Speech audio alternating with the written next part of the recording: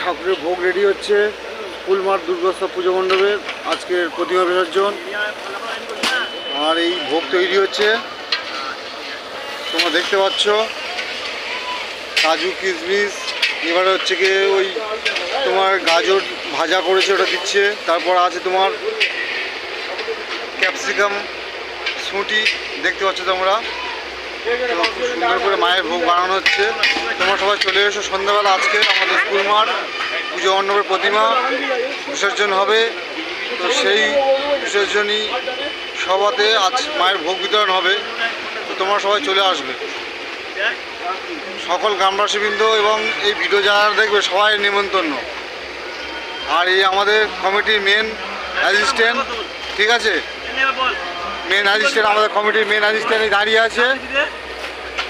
আছে। তো তোমাদের সবাই নেমন্তন্ন, যে এই ভিডিও যারা দেখছো সবাই চলে আসবে ফুলমার পুজো মণ্ডপে।